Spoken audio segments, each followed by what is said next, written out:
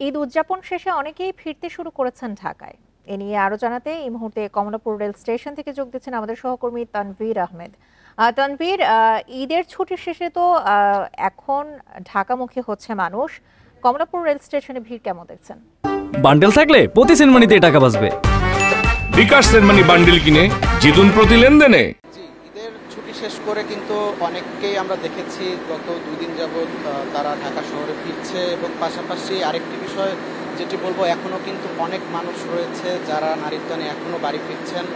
আর আজ সকাল থেকেই কিন্তু আমরা দেখতে পেয়েছি অনেকগুলো ট্রেন চিটাগং, দিনাজপুর, রাজশাহী, রংপুর থেকে কিন্তু এসেছে এই কমলাপুর স্টেশনে, এবং বেশিরভাগ ট্রেনই কিন্তু ছিল কানায় কানায় পরিপূর্ণ। তেমন কোনো আসন আমরা ফাঁকা দেখিনি, এবং যাত্রীদের কাছ থেকে যেমনটি শুনেছি, তারা যাওয়ার সময় যেভাবে মোটামুটি স্বাচ্ছন্দ্যে তারা তাদের গ্রামের বাড়িতে পৌঁছেছে, ঠিক সেভাবেই তারা কিন্তু ঢাকায়ও ফিরেছে। তবে ঈদের আগের যে ঈদের আগের শেষ 2 দিন আমরা যেরকম ভিড় লক্ষ্য করেছি, এখন পর্যন্ত আসলে ওরকম ভিড় আমরা দেখিনি।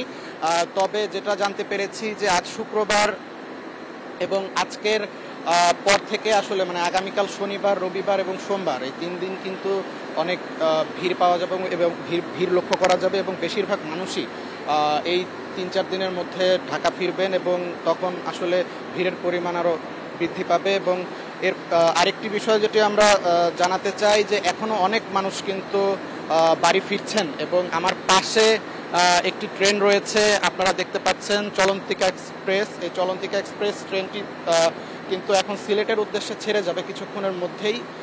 আজ সকাল 10টায় জামালপুরের উদ্দেশ্যে জামালপুর এক্সপ্রেস, এবং 10টা 15 মিনিটে কিন্তু আরও একটি ট্রেন ছেড়ে গিয়েছে।